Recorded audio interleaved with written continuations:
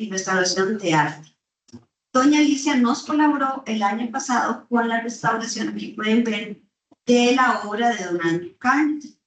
Don Andrew Carnegie fue un filántropo muy importante que donó la suma de $100,000 en 1912. Imagínense la suma que era $100,000 en 1912. Este monto que él donó fue para alojar a la Corte de Justicia Centroamericana, que fue el primer tribunal internacional permanente del mundo.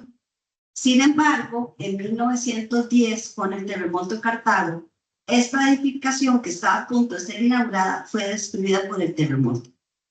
Sin embargo, entonces don Andrew donó por segunda vez $100,000 de nuevo para que se construyera un nuevo edificio. Pero esta vez él pidió una condición, que se hiciera en otro lugar que no fuera Cartago, ¿verdad? Tenía toda la razón. Y entonces se acordó ubicar este tribunal en la ciudad de San José y bajo la dirección de un arquitecto americano que era don Henry Whitfield. Y se levantó un nuevo edificio para la corte en un terreno ubicado al costado norte de la Plaza España, donde está ubicado actualmente. El edificio de la corte recibió el nombre de Palacio de la Paz Centroamericana, pero también se le conoció como Palacio Carnegie, Castillo Amarillo o Casa Amarilla, debido al color de sus muros originales. Y este fue el nombre que prevaleció y todavía tenemos Casa Amarilla. Sin embargo, la Corte de Justicia Centroamericana nunca llegó a sesionar en la Casa Amarilla, porque en 1918, cuando estaba a punto de inaugurarse el edificio, caducó la Convención de Washington y se extinguió el adulto tribunal. Entonces, como no fue posible inaugurar este edificio con la Corte, el gobierno de Costa Rica le pidió a los otros gobiernos miembros de la Corte si pues, se podía usar el edificio para otra modalidad y darle otro destino.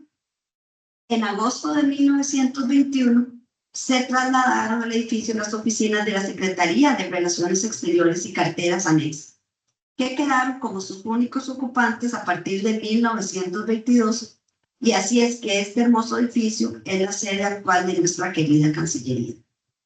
Le damos la bienvenida a doña Alicia, muchas gracias, que nos va a hacer todo el proceso de cómo fue el proceso de restauración de la obra. Solo para que doña Alicia sepa, tenemos 25 personas conectadas en línea que la van a estar escuchando. Bueno, muy buenos días para quienes están aquí y para quienes están presentes también desde la virtualidad.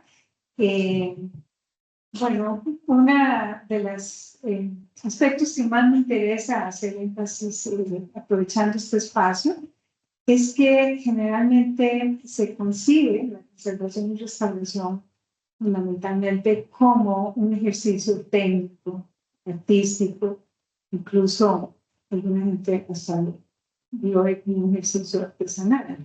En realidad quisiera a lo largo de la exposición pues ver a todos aquellos aspectos que hacen realmente un ejercicio, una gran responsabilidad que implica toda una capacitación profesional y toda una lectura que hay toda una formación ética y filosófica para cada intervención de cada pieza artística, ¿verdad?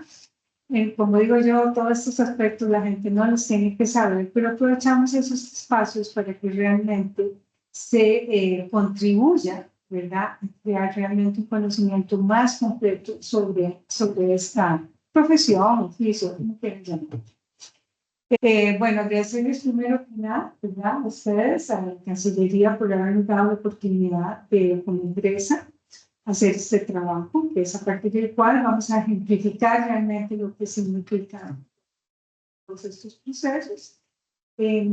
Bueno, mi nombre es Alicia Zamora, soy la directora de Conarte Restauración. Conarte es una empresa que ya tiene, bueno, en realidad como empresa más de 30 años, y sin embargo yo empecé en esta labor desde hace 44 años, estando muy joven.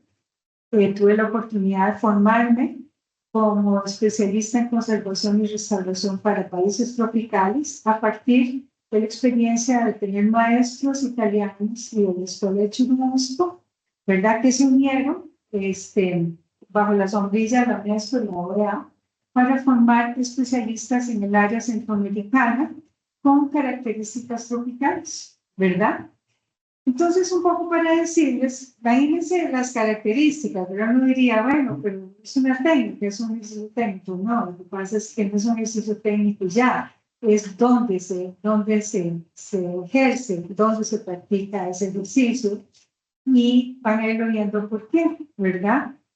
Y a partir de ahí, en este punto, quiero decirles que la conservación y restauración profesional que vamos a ir compartiendo, hagan de cuenta que es como la medicina del arte. ¿Por qué razón es la medicina del arte? Porque casualmente todos aquellos puntos que consideramos a la hora de hacer una intervención en una obra de arte o en algún bien patrimonial, que no importa si ese bien patrimonial, como digo yo, es bien patrimonial del alma, ¿verdad? Porque resulta que tiene importancia en el patrimonio familiar, es un recuerdo de familia, ¿verdad? Hasta un bien patrimonial como puede ser, y que ya hemos trabajado, bueno, colecciones obviamente privadas y públicas, o incluso el bien patrimonial que tuvimos a cargo trabajar, como fue el taller del Teatro Nacional los 2 años pasados. Entonces, la gama de pacientes y de bienes es inmensa, igual que los médicos, paciente rico, paciente pobre, no importa. Los procedimientos de respeto, verdad y actitud hacia cada bien son esenciales para realmente el resultado final, ¿verdad?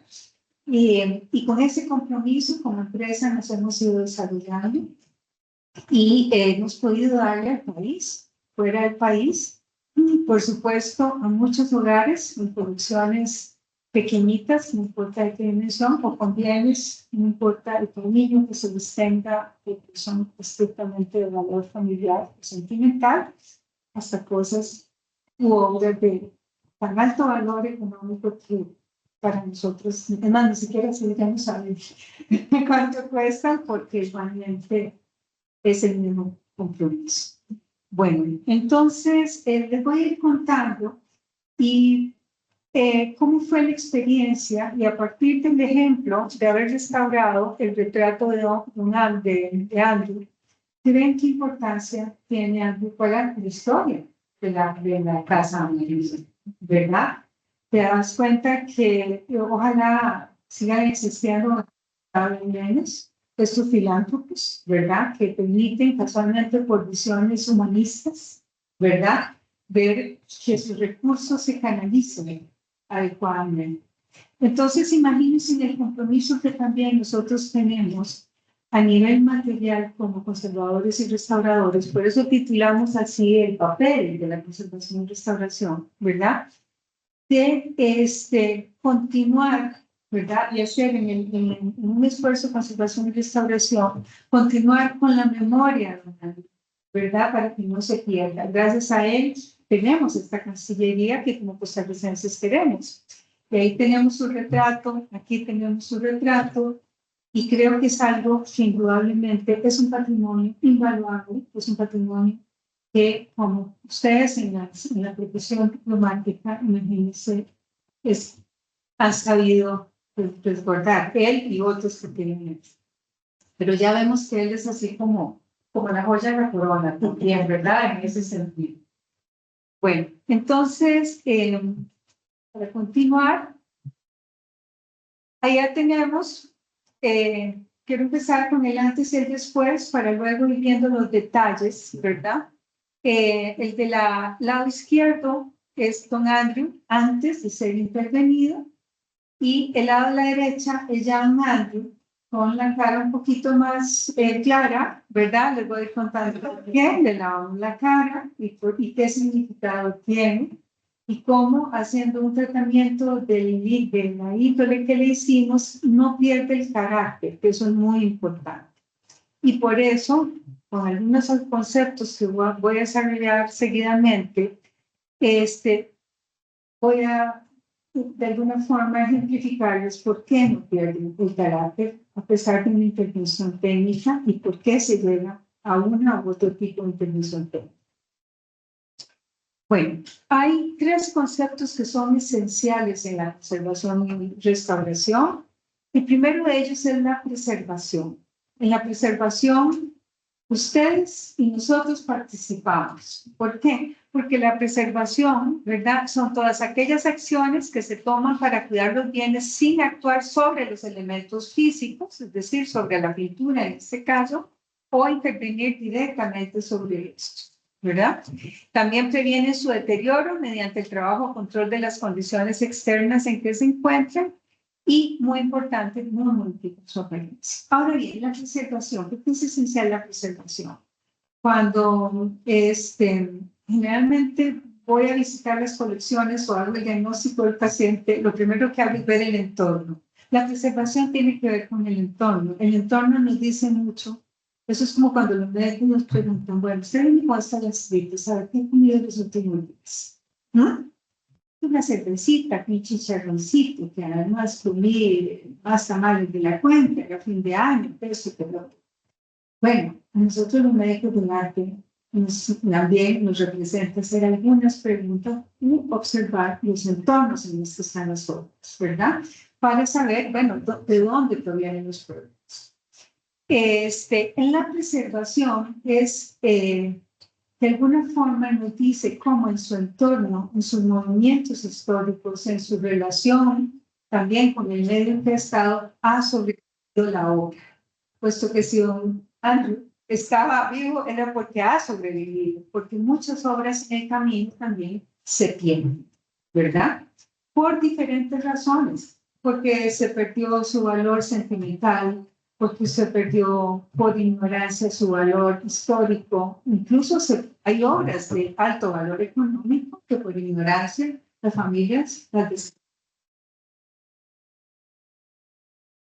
dañada. Entonces lo botamos y tal vez echaron a la basura $50,000, ¿verdad? O más, porque eso pasa, ¿no?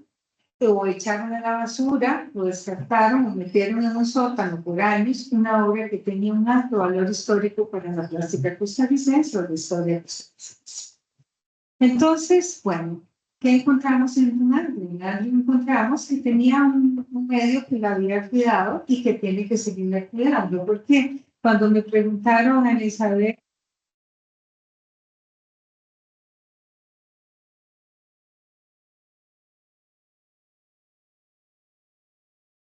para que los rayos ultravioleta y los infrarrojos, ¿verdad? No la resequen o modifiquen los colores.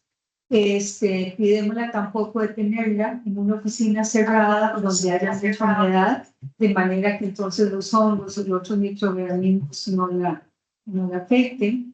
Cuidémosla de que tampoco esté abierta una ventana y todo el smog, ¿verdad?, que hay en el entorno de ser una ciudad caiga sobre ella, ¿verdad? Entonces, ahí estamos hablando de preservación. Entonces, se dan cuenta que en el concepto de preservación todos participamos, pero no así ya en el de conservación y restauración. Es decir, cuando preservamos de alguna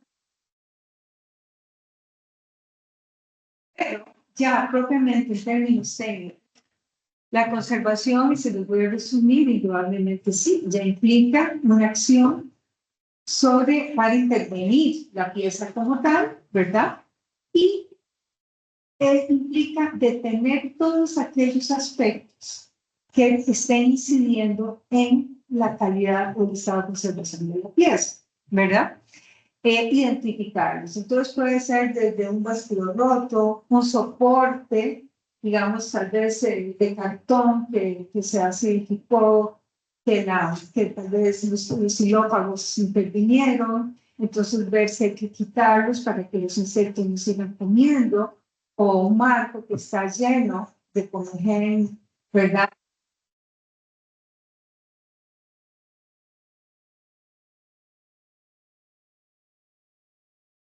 De deterioro, y la restauración que tiene que ver ya ahí sí con la reposición de aspectos que tienen que ver ya con los daños. Entonces ahí sí, ¿cuál es la idea de la restauración? Desde ahí sí, hacer intervenciones nada más de carácter, digamos, funcional para completar algunas cosas que falten, que se perdieron en el camino, siempre y cuando la pieza no lo permita, o de nuevo lograr una lectura estética, ¿verdad? Balanceada, que implique que podamos seguir reflotando sin enfocarnos en los daños. Porque no van a decir que no. Uno ve algo y está maravilloso. Tiene un daño y el enfoque es en el daño, ¿no? Y nos puede pasar hasta con el auto, ¿verdad? Nuevo, limpio, enceradito. Uy, una bolladura. Nos enfocamos, ¿verdad? Entonces, igual pasa con el arte y con todos los bienes y materiales que tengamos, sobre todo esos son artísticos. Bueno, entonces, con estos tres conceptos voy a continuar para poder también, cuando les hable de la intervención de la pieza, ya ustedes estén más afilados, ¿verdad? Bueno, también para nosotros es muy importante decirles que desde el primer momento que se hace lectura de la obra, llega a nuestras manos una obra, tenemos principios que tenemos que seguir, pero que son así ineludibles. Por eso les digo que es la medicina del arte, ¿verdad? Uno es el respeto al original, ¿verdad? Toda intervención, aunque sea para eliminar problemas, implica que la cura no puede ser peor que la enfermedad. Que nosotros no, o sea, podríamos, pero no debemos intervenir el original de manera que a cuenta de que se va a ver más bonito, le cambiemos su carácter o le cambiemos, digamos, alguna característica. Que de alguna forma sucede cuando las piezas quedan en manos de personas empíricas, y ni se diga de otros artistas. Es muy frecuente que las restauraciones se encarguen, ay, mira, vos sos artista, ¿verdad? Quieres que tengo una pintura en casa de mi abuelito que se rompió acá. ¿Vos no me la podrías arreglar? Ah, sí, sí, claro, claro, eso no es fácil. Vean, error. ¿No? ¿Por qué razón? Porque los artistas tienen una visión y una formación para crear. Pueden ser técnicamente, o sea, pero pueden tener muchas destrezas técnicas, pero no tienen el concepto ni la relación de respeto para las que fuimos formados nosotros los restauradores, que es el respeto al original. A veces digo, ojalá muchos cirujanos estéticos tuvieran la formación, ojalá muchos cirujanos estéticos tuvieran una formación como la tenemos los restauradores profesionales del respeto al original. O sea, a ver, yo no critico las intervenciones de carácter estético y es una opción, indudablemente para muchas personas está bien. El tema es el concepto. Porque un cliente te puede pedir, y a mí nunca se me olvida, yo tuve maestros tan rigurosos que me dijeron, desde el día cero, ustedes, por más que les moleste algún rasgo en una obra o en una escultura, ¿verdad? Que el dedito en lugar de estar así, está así, ¿verdad? O que si está así, que la nariz está fea, que esto, que lo otro. Nunca tienen el derecho a alterar, porque ustedes están interviniendo sobre una obra que creó otro ser humano, artista, artesano, digamos, o un escultor, qué sé yo, que hizo una pieza de arte sacro, ¿verdad? Pero que tiene ya un valor histórico importante, ¿verdad? Como cuando uno ve que los artes religiosos se los envían muchas veces y con buena intención, por ejemplo, a los imagineros, y entonces una escultura del siglo XIX, un estofado, algo así maravilloso, pues raspan todo aquello y lo devuelven como un muñeco nuevo chino, ¿verdad? Plástico, con pestañas postizas, con uñas pintadas, y si la mano era así, la mano para abajo. ¿Por qué? Porque no tienen la formación ni el respeto, ¿verdad? Para realmente algo que es un ejercicio técnico, aplicarlo responsablemente. Entonces, decirles que eso es esencial en nosotros, ¿verdad? Y entonces yo creo que tenemos que llamar la atención también de los hermanos estéticos, ¿cierto? ¿No? Ok, algunos, posiblemente otros. Y por más que los los clientes digan, quiero la nariz de Michael Jackson, hay una proporcionalidad, ¿verdad? Nosotros nos ha pasado con clientes que nos dicen, no, mire, pero es que esto no me gusta, lo quiero así, porque si no, no me gusta la expresión que tiene. Nosotros le decimos, no le hacemos el trabajo. Pero yo soy el dueño de la obra, sí. Pero usted el día de mañana no va a decir que usted nos dijo que hiciéramos esa intervención. Entonces, creo que esas son cosas o improntas que le dejan a uno de los maestros cuando son para decir, ustedes no son, cuando son restauradores, la investidura no es de artistas creadores, es de médicos de arte que tienen que respetarlos. Bueno, eso hicimos aquí. Porque además no solo respetamos sus características de constructivo,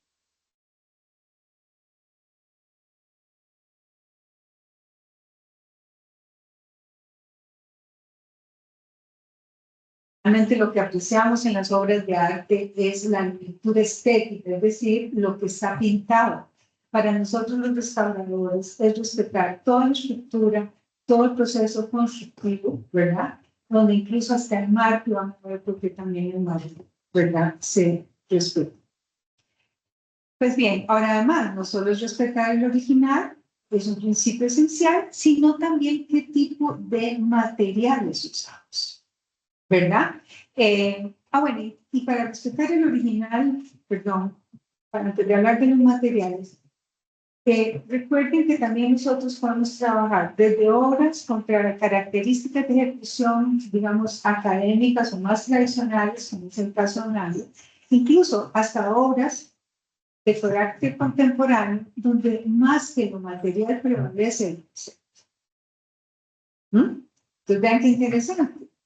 Puede ser que el concepto del artista creador haya sido, no, yo quiero que esa obra la hice con materiales mixtos, orgánicos, inorgánicos, ¿verdad? Incluso a veces hasta con expresiones, ¿verdad? Humanas y eso, y van a irse degenerando, ¿verdad? Y eso es parte del concepto en el arte contemporáneo. Nosotros, los conservadores y restauradores, también tenemos que hacer una actualización, ¿verdad? De cómo son las propuestas artísticas hoy en día. ¿No? De manera que si el artista más bien no quiere que se conserve y se preserve como nuevo, porque no gana, todos no dejamos nada como nuevo, tampoco, él quiere que más bien su propuesta pictórica o su artística, el ensamble, más bien se degenere y crear ese efecto. ¿No?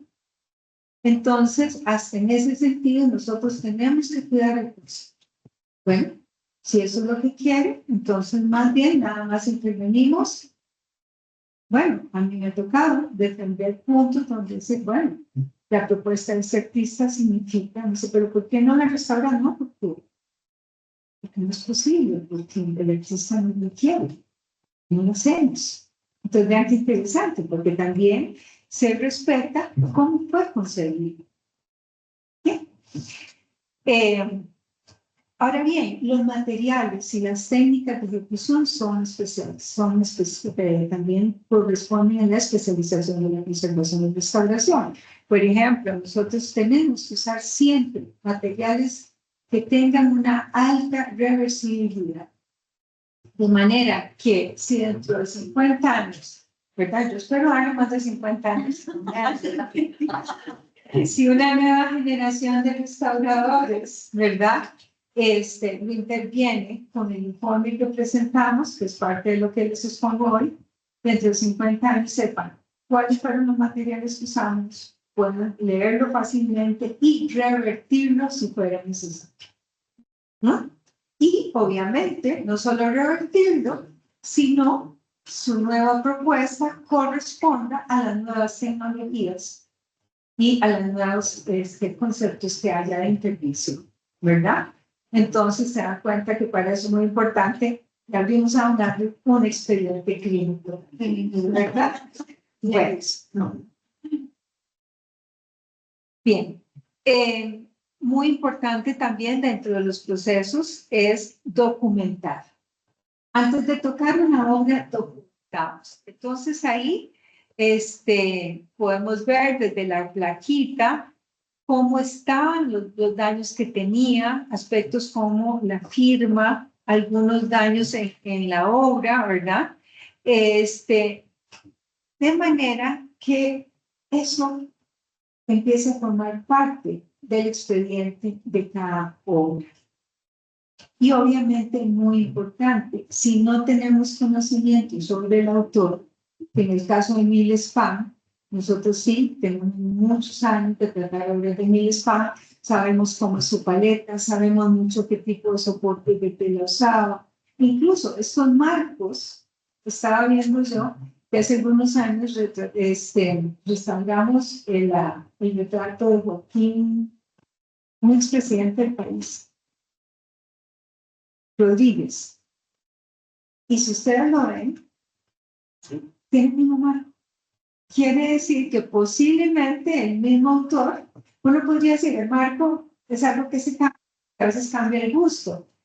Somos románticos. Cuando el marco son tallitas de madera como estas, en cedro marco, y ves que hay autores que los usaron, nosotros tratamos de hacer siempre la propuesta y se las decimos a ustedes, conservemos también el marco, porque eso pasa a ser parte de las características, ¿verdad?, de la propuesta pictórica, ¿verdad?, de Emile Spam, ¿verdad? Como igual, por ejemplo, y tenemos que interpretar en el caso de Emile Spam, perdón, para hablar un poquito más, es un pintor alemán que vino a Costa Rica huyendo a Guatemala, que le hicieron echado porque llegó a hacer negocios en Guatemala de café, y algunos de los tantos dictadores de Guatemala a finales del siglo XIX lo echó, ¿verdad? Y se vino a Costa Rica y se instaló donde ya, pues sí, había una comunidad de alemanes. Entonces él vino como alrededor de 1906. Y entiendo que él tenía también algunas formación como botánico y obviamente formación académica como pintor. Muchas de las cosas que él hizo a principios del siglo XX en este país, estamos hablando de 1900, tanto a partir del 6, por ejemplo, hizo retratos completos. La Curia Metropolitana retiene retratos de cuerpo entero de uno o dos obispos. Y así sucesivamente, en varias colecciones del país hay retratos realizados por Emile Spam, pero hay algo muy interesante en la obra de Emile Spam. Él hizo muchos registros que indudablemente hoy en día podríamos ver documentales, porque digamos, la fotografía no estaba tan desarrollada, de orquídeas. Muchas orquídeas que él, por ejemplo, pintó, hoy se conserva, que ya no existen, porque, ¿verdad? ¿Cómo se dice? Deltas, ¿verdad? Del país, o aquí, ya no existen, sí, ¿verdad? Pues pasaron a ser bienes, ¿verdad? También de mercado. Las registró Emile Spam, fue de los primeros pintores que no solo pintó paisaje costarricense, porque además le encantaba viajar, sino que también de actividades humanas, por ejemplo, de grupos indígenas, de chozas indígenas, de entornos, digamos, campesinos, pero con actividad humana, pero sobre todo indígena. Entonces, la obra de él es una obra en ese sentido muy importante para él, y porque se quedó viviendo, ¿verdad? Bueno, entonces tenemos un Emile Spam, muy característico de él, el retrato como tal, tratado con colores muy tiernos, muy oscuros, con los fondos prácticamente neutros y oscuros, ¿verdad? Y el énfasis en las pieles y en los rasgos. Bien, ahí tenemos los datos técnicos del retrato con el que iniciamos. Se miden tanto, se describen, digamos, las características. Esta es como que dice la cédula de identidad de la obra, ¿verdad? Ahí pueden ver los aspectos que se tocan, el título o descripción de lo que se trata, el autor, la firma, dónde está ubicada, De hecho, todas las instituciones deberían tener un registro de cada una de sus obras con mínimo esta ficha técnica para identificarlas. Ya hay varias instituciones de este país que tienen todas sus colecciones registradas. El año siempre se pone si tiene o no fecha, ¿verdad? En el caso de este retrato no tiene fecha. Es un óleo sobre tela. ¿Por qué la técnica es esencial? Porque nos va a decir de qué está constituido el soporte, en este caso la tela, y cuál fue el tipo de pintura que se usó. Las dimensiones en sí de la obra, las dimensiones con el marco. Y por supuesto el número de patrimonio de la sillería que también.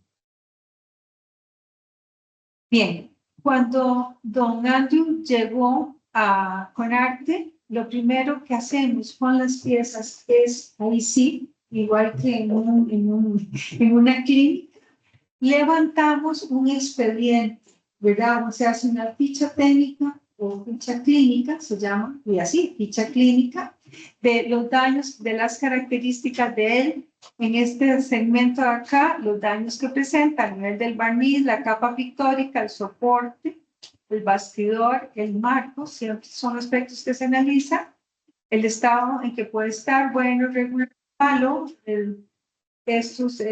porque llevamos una base de datos y después la prioridad de tratamiento. Cuando hacemos diagnósticos, por ejemplo, de colecciones que tienen 100, 300, 400, 500 obras, muy importante crear también un sistema para decir, bueno, ¿qué hay que priorizar? ¿Verdad? Entonces, este dato nos permite decir, bueno, hay tantas, eso lo hicimos con el Banco Central hace algunos años, hay tantas en condición crítica, prioridad 1. Hay tantas regulis, prioridad 2. Y las 3, bueno, pueden vivir un rato sin ser intervenidas, ¿verdad? Entonces, para que se den una idea. Luego, en la... Perdón, ¿este era prioridad qué? Este era prioridad 2. Sí, porque tenía daños, pero digamos que él pudo haber estado más años así, estable, pero indudablemente sí ya había un tema, ¿verdad?, del gas y vamos a ver por qué. En la segunda página ponemos la propuesta de tratamiento, ¿verdad? Y si hay que cambiar el bastidor o no, ¿verdad? Ya vamos a ir viendo esos. Bien, aquí en resumen tenemos que él tenía suciedades, acumulaciones de grasa a nivel del soporte. Cuando hablamos del soporte estamos hablando de la tela, ¿verdad? Como tal, sobre lo que él fue pintado.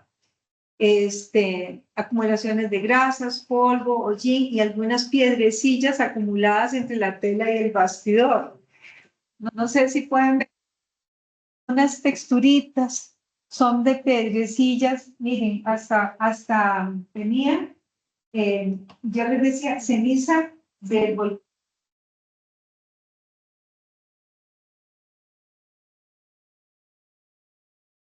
No, de ceniza, no solo las...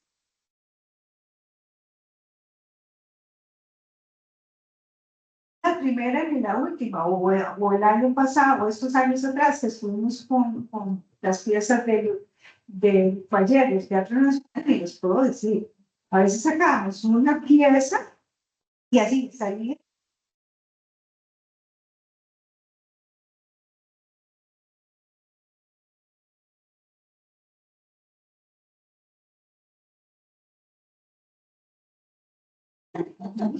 ¿Cierto? ¿Verdad? Así es que no se siente. Bueno, ¿por qué reportar? Todas esas cosas son muy ácidas, crean problemas y ayudan especialmente que el desgaste empiece de la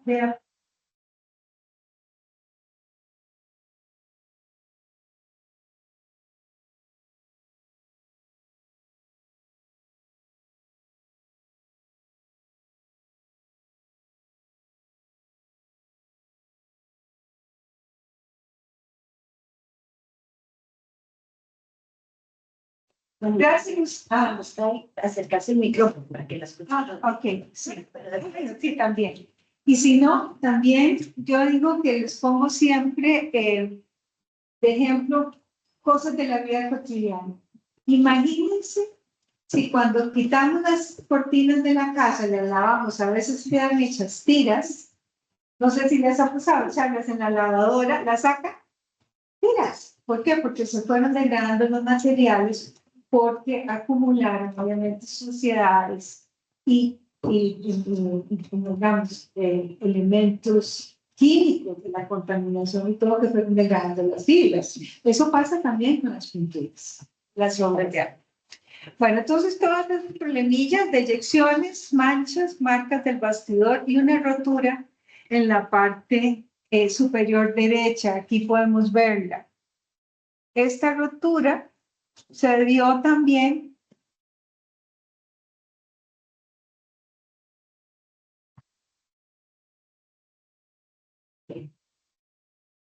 bien.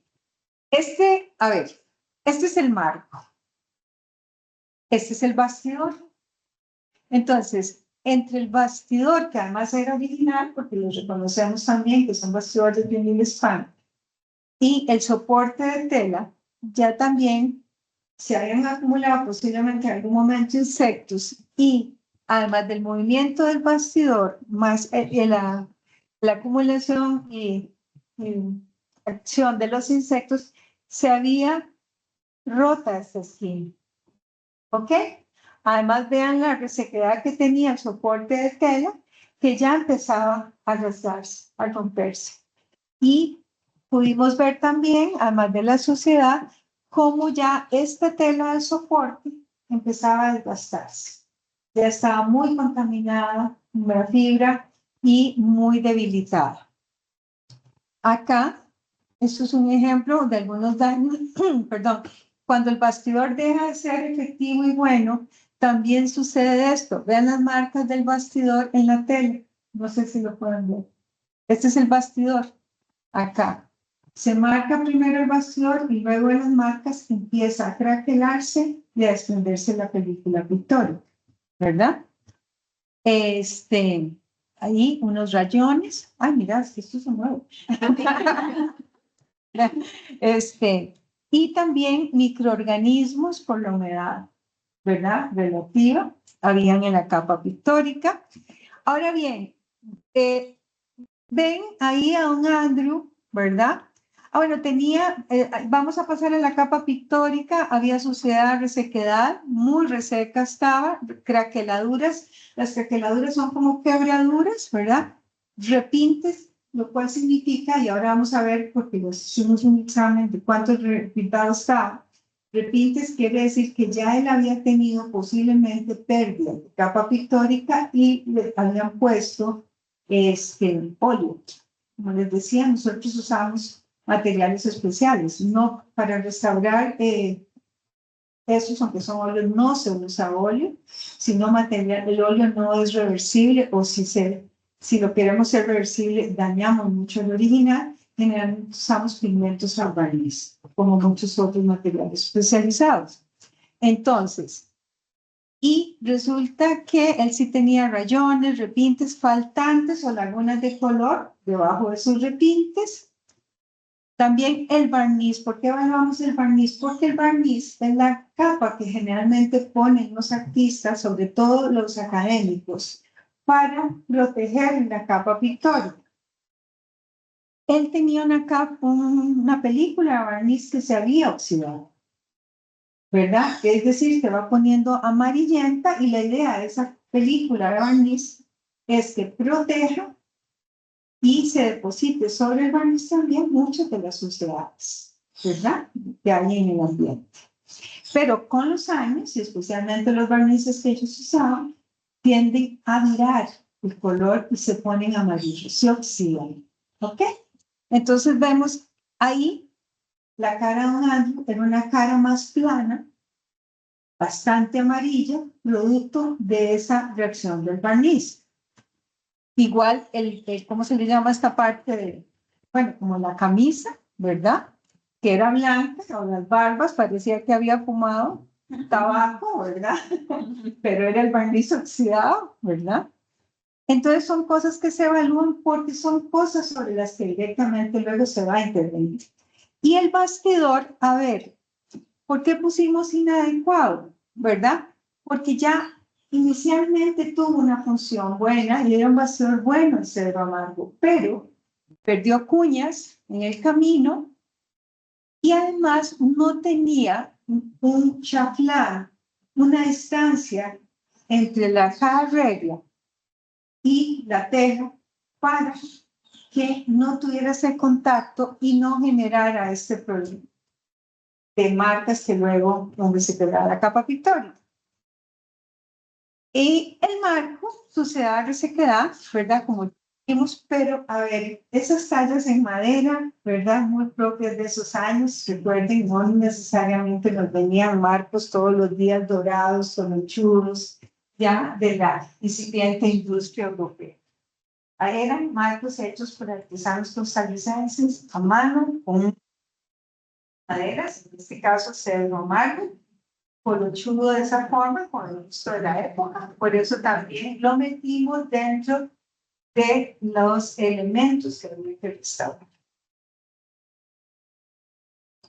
Vean qué interesante. Estas son guías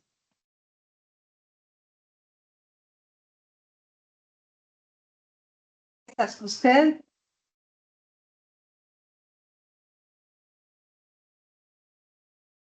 manchitas, vean, son intervenciones de color, repintes, posiblemente para tapar pérdidas. ¿Por qué? Porque seguro hace muchos años ya él empezó a tener una expulsión de la capa pictórica por resequedad, ¿verdad? Entonces, ¿por qué? Porque la capa pictórica se reseca y se empieza a desprender de la base de preparación y la tira, ¿verdad? Por resequedad. Entonces, vean la cantidad de intervenciones que tenía, ¿verdad? A eso le llamamos repintes. ¿Por qué? Porque son intervenciones de color que invaden lo original. Cuando nosotros hacemos de nuevo reposición de color, le decimos reintegración de color, porque es exclusivamente en el área pequeñita o grande donde cayó. A veces, para poner un punto y lograr nivelar el color, la gente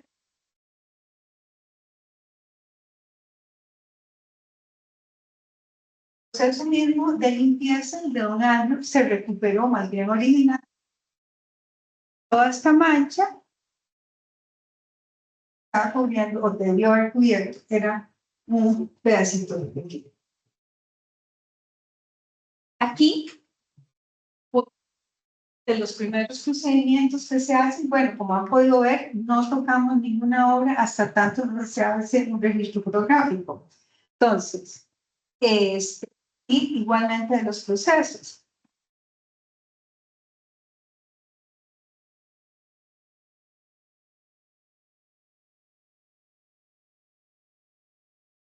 Pieza profunda de la fibra. Sí, no, nada más que nos indican en la web que se puede hacer el poquito porque se corta el agua. Ah, muy bien. Ahí será mejor. Que dice que nos estamos. Bien, muy bien, muy bien. Y esto se llama un velado de la película pictórica. Antes de eso, darlo hemos puesto un barniz de protección muy grueso, ¿verdad? Para darlo el original también. Esos cuadritos.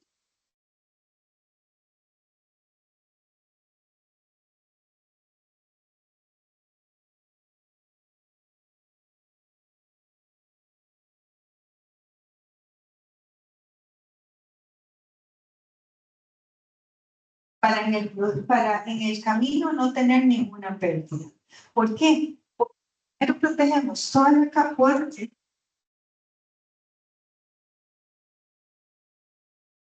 Necesitamos limpiar mucho la fibra de la parte posterior del soporte de tela. ¿Por qué? Porque vean la suciedad que tenía. Y ahí donde estamos eliminando el bastidor, ¿verdad? Que traía. Y para eliminar todos esos residuos que quedaron por años. El proceso de oxidación de la tela misma, donde recibió también luz, ¿verdad? Y suciedades. Entonces, ¿qué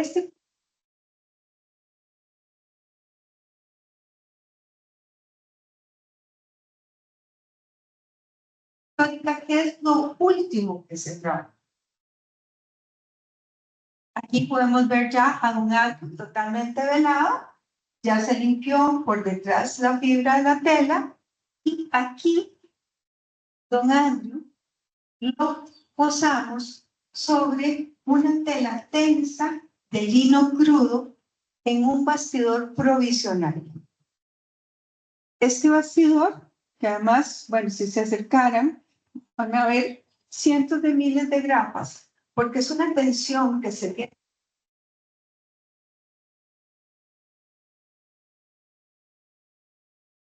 Todos los hilos queden muy.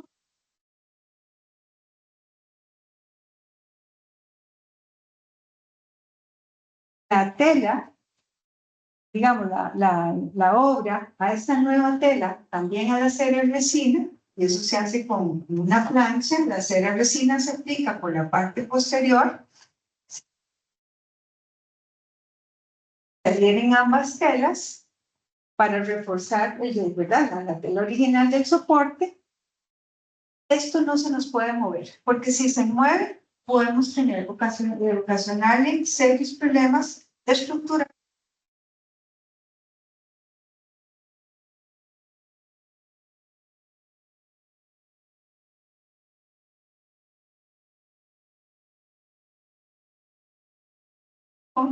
Y más bien le estaríamos causando problemas estructurales. ¿Ok? Todo tiene un sentido de ser. Maravilla. Una vez a este proceso que ven aquí, una vez que ya se aplanchó y se adhirió don Andrew, ¿verdad? En el taller era don Andrew. Entonces nosotros, ¿verdad? Todas las obras tienen su personalidad. Son pacientes, por lo tanto, ¿verdad? Se tratan como tal. Una vez que don Andrew lo adherimos, porque como les digo, ya son procesos muy probados, se adhieren con una plancha caliente, ¿verdad? Porque cuando se aplica la cera resina está líquido, pero obviamente apenas se seca, se solidifica. Entonces se vuelve por detrás. Lástima que no pusimos una imagen del proceso de planchado. Fue literal, se hace con una plancha, con un calor regulado, hasta que de nuevo se derrite, pero lo más bueno del procedimiento es que conforme se va derritiendo, va traspasando, además no solo una, en dos telas, la nueva, el lino nuevo, que es el lino crudo, sino que consolida la base de preparación y la capa pictórica. Entonces, la idea es que don Andrew no vuelva a tener pérdidas por expulsión de capa pictórica. Porque los cuadritos que también tenían cera de abeja, cuando le pasan la plancha, no se le pega a esta parte de la pintura, o se le quitó antes de pasar la plancha. No, los cuadritos están protegiendo todo durante todo el proceso, pero el aplanchado está, claro, se derrite, pero luego eso, hasta cuando ya se termina todo el procedimiento de adhesión, se quitan los restos de la cera resina que quedan y también se van quitando todas las fibritas del papel japonés. ¿Sí? ¿Tenía alguna pregunta? Bueno, bien.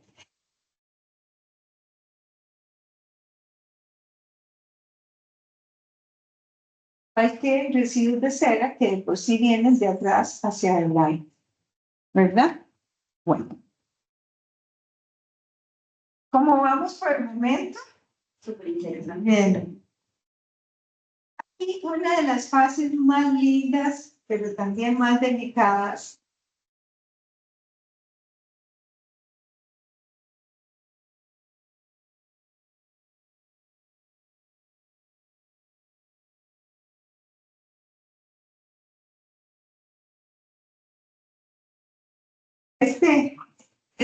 hasta ahí los procedimientos se llamaban procedimientos de conservación, porque sabemos que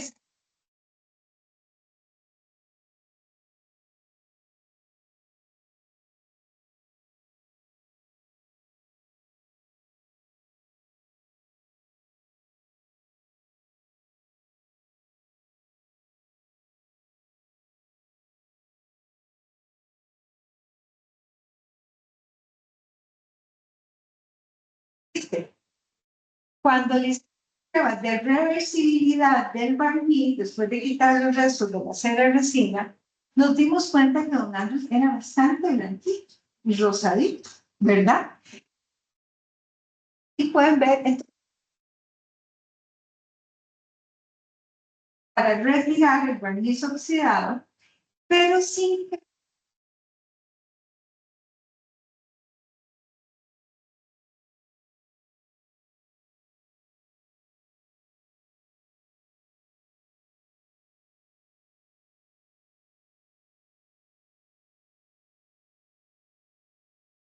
la página, además, todas aquellas características propias de los procesos de envejecimiento, de reacción de los materiales.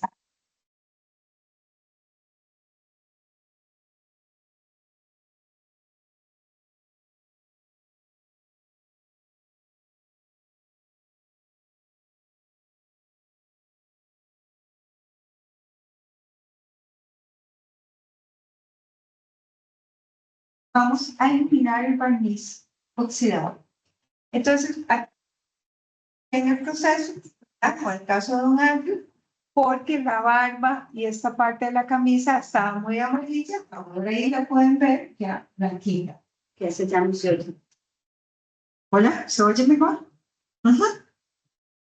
Sí. Bueno, viendo cómo se va depositando, eso es una limpieza muy delicada con sopitos, ¿verdad? Con el solvente, que conforme se limpia también se va neutralizando para que no quede actuando. Entonces, esta es uno de los procesos también muy interesantes. El original. Y obviamente, dentro de todo ese proceso de limpieza química,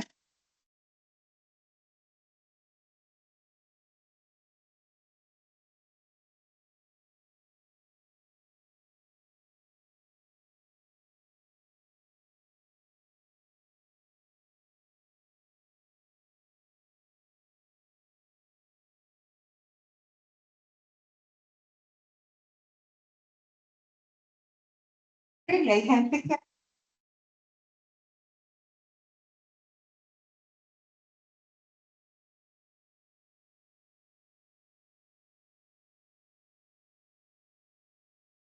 así el original, o se le hizo un cambio, no, así era el original. Entonces, si don Andrew tiene pues, más de 100 años, posiblemente hace 100 años, la obra se ve, don Andrew siempre se vio ese color.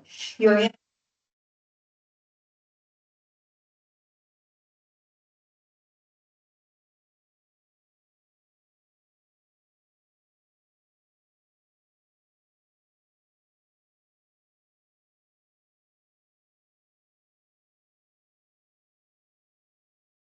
entonces, más bien, recuperamos original y vimos que los repintes correspondían para tapar pedazos.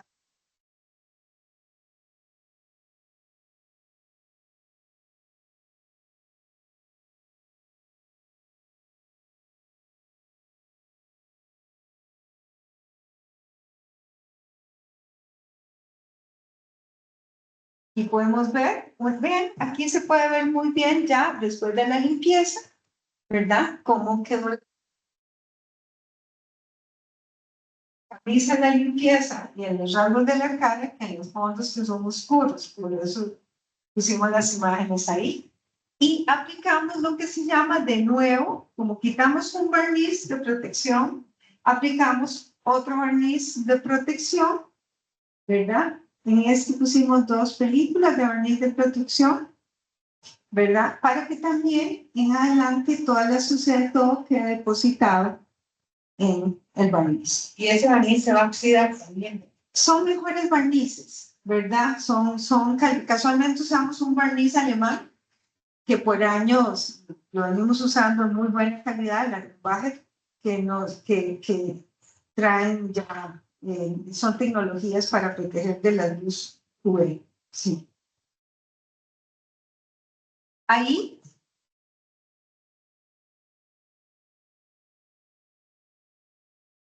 sí había una pérdida más grande, posiblemente por un rayón en esta parte, ¿verdad? y ahí estamos haciendo el resane, porque obviamente con los rayones o las pérdidas queda el huequito que deja la pérdida o la ausencia de la película pictórica. Entonces se resana, también es un material reversible, es una pasta que hacemos especial, ¿verdad?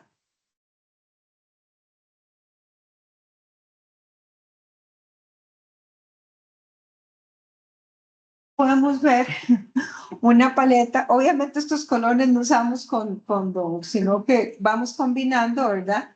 Pero la reintegración de colores con un pincel muy pequeño, tenemos diferentes técnicas de reintegración del color no invasiva, estrictamente lo que llamamos la laguna o pérdida de color, ¿verdad?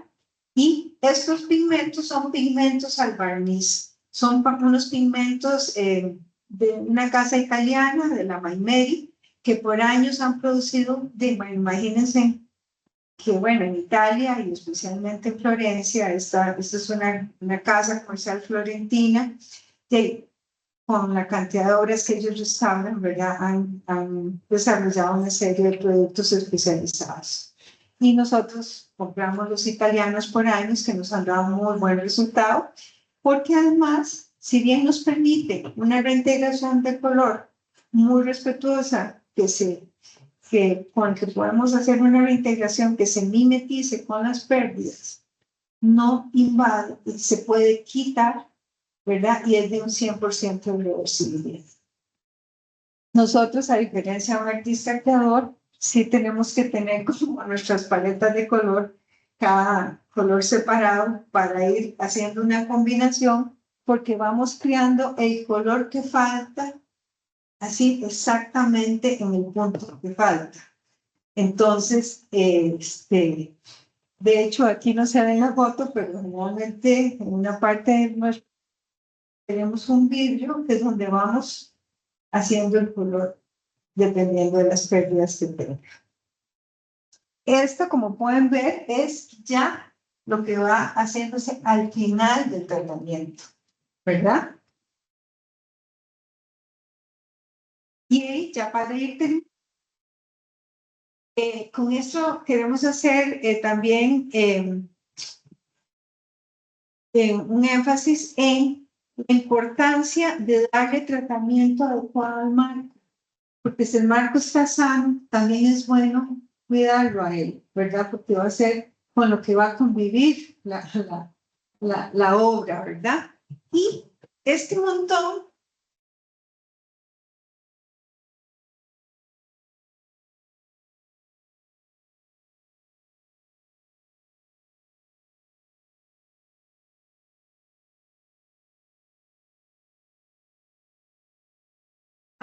para las comparar, ¿verdad? Igualmente, por ejemplo, ya el gobierno de Costa Rica usa estas plaquitas digitales, inicialmente habían, ya generalmente usan stickers plásticas. Entonces, estas cosas nos parece que es parte de la historia de cada obra de arte en cada institución, familias, o sea.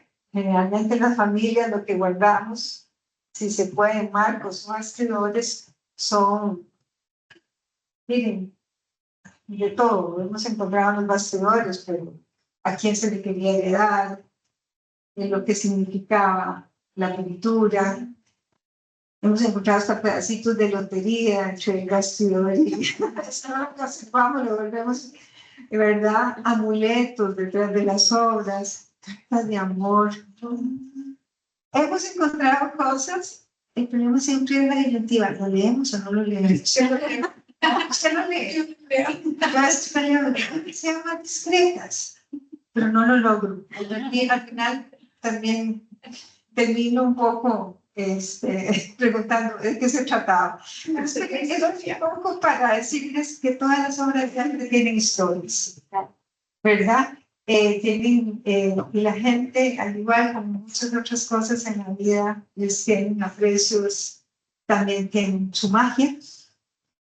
Les puedo decir, cuando hicimos el registro de obras en la caja, habían 2 pisos donde varias de las obras tenían por detrás números de lotería, ¿verdad? Y nos hacía mucha gracia porque pensamos, bueno, algún día los revisaron o no sé, tuvieron premio, no tuvieron, se les olvidó y quizás algún premio quedó ahí, ¿verdad? Entonces, todo esto para ir cerrando y decirles que, bueno, que también al final de cada trayecto con las obras de arte hacemos un informe, ¿verdad? Del antes, el después, como pueden ver, nada del carácter de don Andrew se quitó, posiblemente sí, se exaltaron sus rasgos, ¿verdad? Lo conservamos. Vean cómo es, ya no está ahí, porque además aquí podemos ver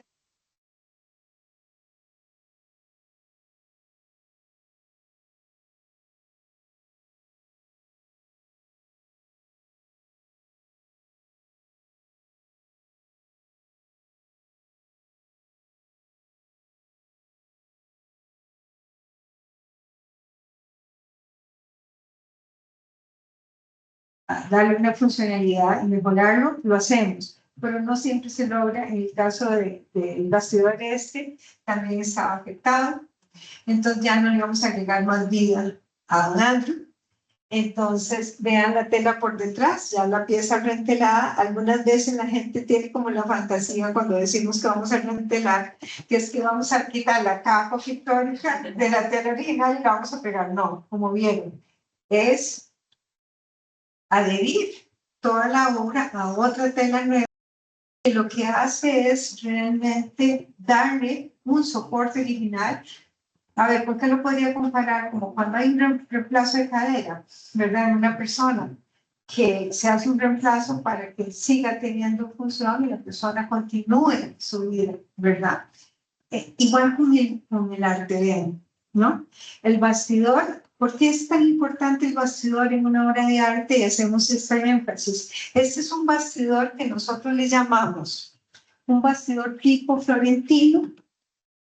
Es un modelo también bueno, de mis maestros italianos, pero porque tiene un sistema de cuñas que permite que si la tela se afloja, un poco como lo tenía el original, se tense, se le ponen estos hilitos de nylon, de pescar, para que la cuña siempre pueda tener el movimiento propio, ¿verdad? Alrededor de la contracción o expansión por los cambios de clima, son, ¿verdad?, movimientos que no percibimos, pero que están sucediendo.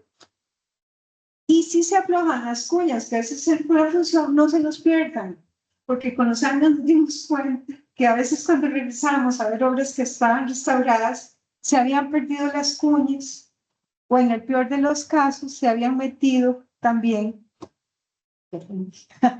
se habían metido entre la tela y la obra y la marcaban.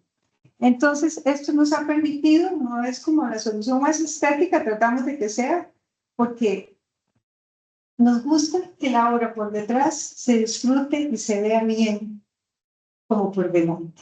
Porque vean qué importante, sin todo el trabajo que se hizo por detrás en la parte estructural, bueno, les decía, el bastidor es como la columna vertebral de una obra, como la columna vertebral nuestra.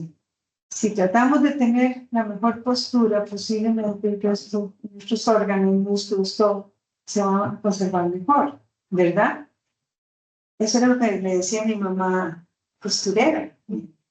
Parece camine recto, ¿verdad? A sus 91 años, nunca tuvo joroba, a sus 97 años, caminaba recta. Y cada vez que juego un bastidor, digo, porque todos nuestros oficios o labores, ¿cómo tienen que ver con las improntas desde la niñez? Mi madre, que también fue costurera, decía, el vestido tiene que verse tan bonito por dentro, aunque las costuras nadie las vea, como por fuera. Si las costuras están mal hechas, si las costuras no están bien aplanchadas, no van a encajar bien. Cuando ustedes ven una obra de estas por detrás, tiene que ver con, porque no solo los maestros o la gente profesional en el camino nos forma la gente en nuestras familias con sus valores. Tenemos referentes que nos han dado valores y que tienen que ver con nuestra también calidad de trabajo y compromiso con lo que hagamos en el futuro. Con esto quiero decirles, cuando a veces la gente me dice, pero usted viene de una familia de artistas y hace esto por tantos años, ¿no? Mi mamá era costurera. Mi papá fue campesino, pero los dos trabajaban con delicadeza y mucho cariño lo que hacían. Y todavía hoy, tantos años después, yo me veo con esa postura. Ojalá ustedes recuerden siempre también que parte de conservar lo material y la calidad de la vida tiene que ver con conservar todos esos valores, como nos marcan. Y si ustedes tienen personas pequeñitas a cargo, ojalá también presten atención a eso, porque al final es ese patrimonio del alma el que todos llevamos. Y es también ese patrimonio del alma el que perdemos cuando dejamos solo que nuestras nuevas generaciones se dediquen a ver la vida reflejada en un mundo virtual a través de los dispositivos. La vida real sigue siendo esta, sea como sea. Con esto quiero terminar mi presentación, darles las gracias y decirles que no hay oficio que no implique valores y principios. Para que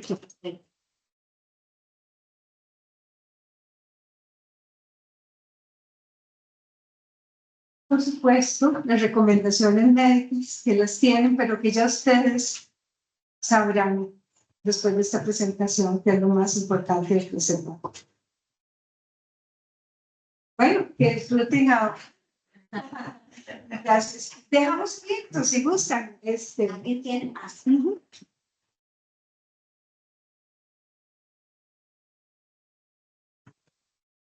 Ya ven, eso es. Hola, hola. Sí, creo que sí. Muchas gracias, doña Alicia, por su presentación. Entendiendo que su especialidad es la conservación, me voy a arriesgar a preguntarle lo siguiente, Lo que quieren. y es si tiene algún dato más acerca de la obra, un poco como por lo menos tal vez un año estimado, si el pintor tuvo al señor Carnegie en vivo para inspirarse, quién la encargó, por ejemplo. Como le digo, entiendo que tal vez no es su área de expertise, pero por si lo tuviera, le agradecería. Sí. Bueno, es ideal, ¿verdad? Cuando podemos tener más información sobre la obra, porque en realidad es como agregarle al expediente de ella toda esa historia y resignificarlo siempre, ¿no?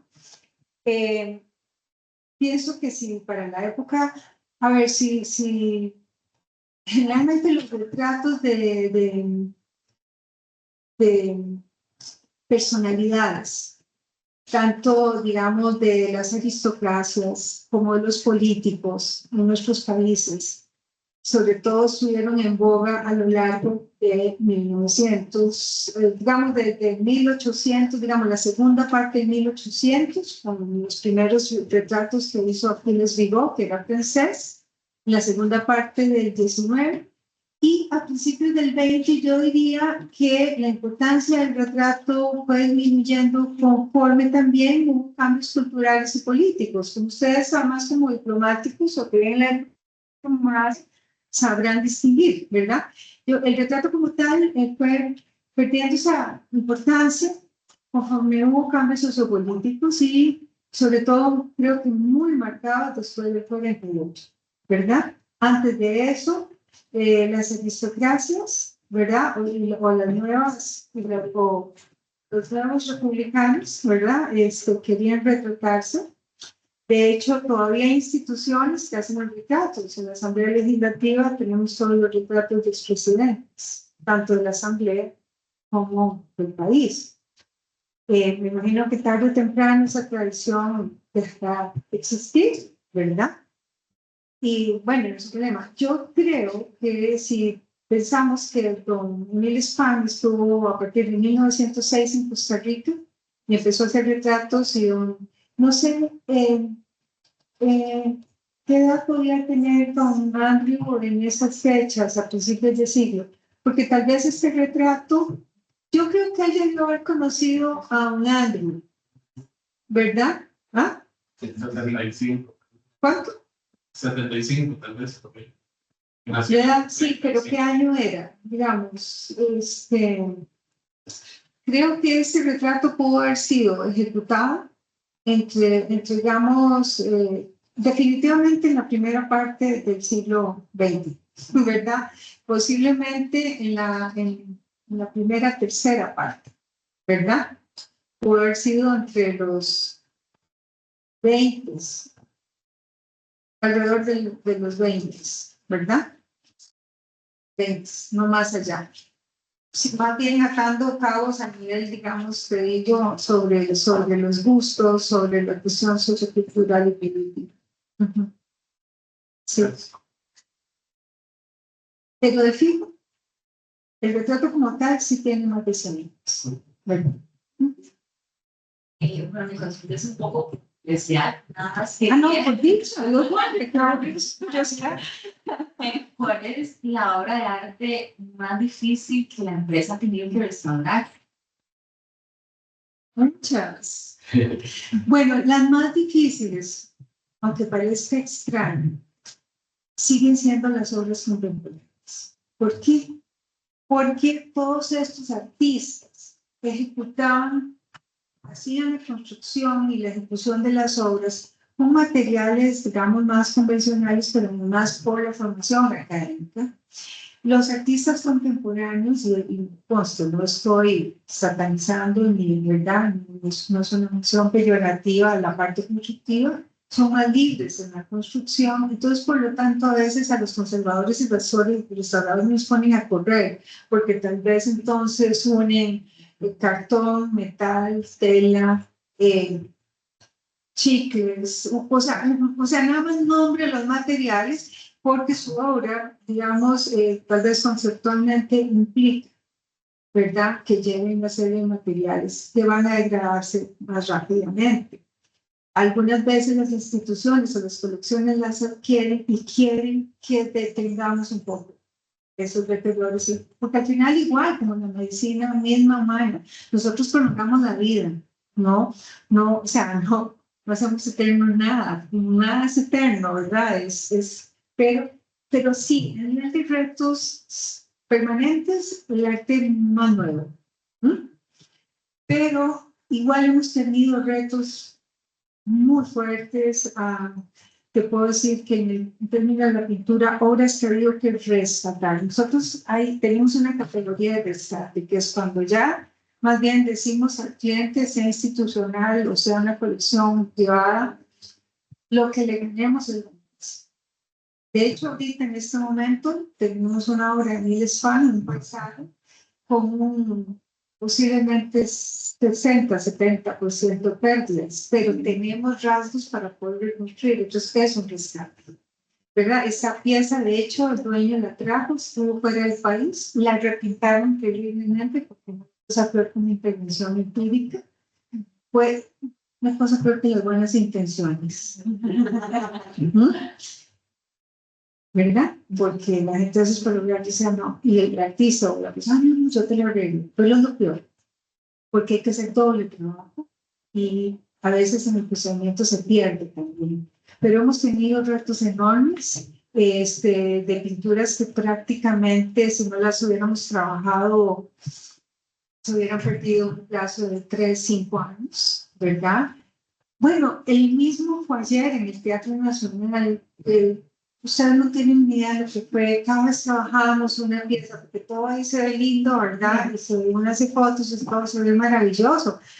Yo les decía, este proyecto ha sido como una cita ciegas, ¿verdad? Hasta que no conocer la criatura, no ves lo mal que está, ¿verdad? Y eso nos pasó, ¿por qué? Porque la resequedad, los años, los tipos de materiales son de yeso, ¿verdad? También habían hecho intervenciones, pues, que llevan 26 años de ser un reto para cualquier administración, ¿verdad? El Teatro Nacional, nadie se imagina. O sea, es un paciente permanente y además, como digo yo, es el viejito más jovial que podamos tener en este país, porque además no deja de trabajar, no deja de darnos arte, no deja de ser activo. Entonces, ¿qué significa? Significa conservación permanente a muchos niveles. Entonces también tuvimos que hacer, entonces eso fue un reto enorme.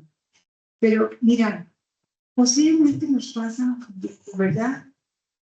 Que a veces sacamos adelante una pieza muy difícil y al final ve que interesante, ni siquiera te estoy diciendo que es una pieza de valor económico. No, es un paciente. Y a veces los pacientes más pobres, es decir, construidos con materiales más pobres, son los que más nos retan.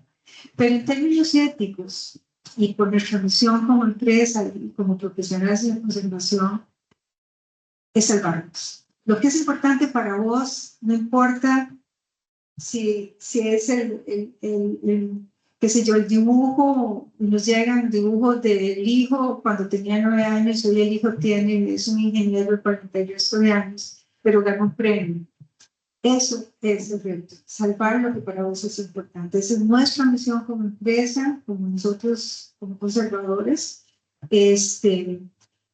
Y mira, son innumerables los casos, te puedo decir, pero es muy lindo cuando a través de, en el caso de estos, estaba viendo un libro de arte que se ha publicado sobre arte costarricense.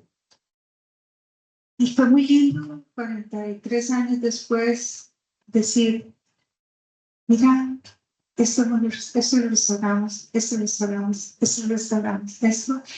Y te das cuenta que has podido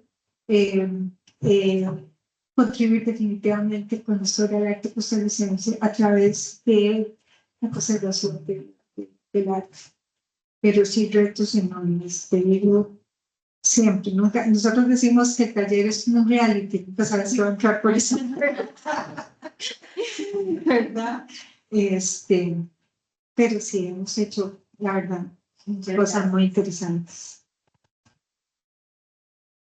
Bueno, yo le quiero agradecer a doña Alicia, porque este trabajo vino desde el 2023. Doña Alicia fue cuando primero la contactamos, sí, por nuestra preocupación, porque es importante que Cancillería tengamos conciencia de todas estas obras, de este valor patrimonial que tenemos, y que hay que cuidarlo, hay que chiñarlo, porque se veía, pero nosotros no sabíamos, vean lo amarillo que está y ahora el cambio con la obra, ¿verdad? Y doña Alicia, cuando ella vino la primera vez, pusimos a ver varias obras, ¿verdad, doña Alicia? Y doña Alicia nos dijo, no, esta. Y cuando ella contó eso, yo, vean que hasta se grisa, tenía como pedazos hasta de madera, doña Alicia. O sea, es que uno no se imagina cómo está deteriorado. Hasta que llega a manos expertas y con este valor que doña Alicia les da y este cariño, tenemos esta obra restaurada, que fue de el padre de la Cancillería, que nos dio el terreno, que estemos todos acá. Y uno de los objetivos que la Academia quiere con el despacho del ministro es que don Andrew Carnegie tenga un lugar especial en Casa Amarilla, no como ha estado siempre guardado y siempre teniendo las recomendaciones del lugar que nos dice doña Alicia, que no le pegue la luz directa, que no le pegue muchos mocos, porque hubiera sido muy lindo por la entrada a Casa Amarilla. De ahí con todo el tráfico que pasa, eso no, para que se deteriore y eso no lo queremos. Pero sí, la importancia que quisimos de que viniera doña Alicia y les contara todo este proceso, porque cuando vino doña Alicia a dejar el cuadro, ella nos lo contó. Y yo dije, toda Cancillería tiene que conocer este proceso, porque tenemos que crear conciencia y tenemos que valorar todo lo que tenemos acá. Entonces, agradecerle a doña Alicia, de verdad, muchas gracias, y gracias a ustedes, los que están presencial, los que están virtual, que fueron pues, un montón. Yo de aquí no veo 30, pero sí, hubo un momento que 34, 35, entonces agradecerles a todos, y los invitamos a los que están presencial a un cafecito y galletas. Gracias. Es la importancia de estar en humano. Es un sobrino nieto mío de 3 años. Cuando una vez hizo una llamada, ¿verdad? Dijo, no, tía, es que te quiero ver, pero en humano. Qué lindo, ¿verdad? Yo creo que ese es el beneficio. Cafecito, mi hermano. Gracias a ustedes, realmente, porque al final creo que se requieren sensibilidades especiales para estar en estos espacios. Y al final eso es lo que igual nos hace humanos, nos hace que la vida tenga sentido, sentir. inquietudes, ¿verdad? Así es que ustedes tienen tesoros, igual que muchas instituciones de este país. Ojalá las revisiten, ¿verdad? Después de este espacio, pues puedan considerarlas de forma diferente. Y como siempre les digo, las obras de arte, bueno, todo que es lo material, requiere que los veamos y que ellos nos vean a nosotros para que se conserven. No los guarden en lugares que no se vean a cuenta de protegerlos. Nada se protege guardado. Hay que sacarlo, intercambiar esa energía y disfrutar para que se conserve. Muchas gracias.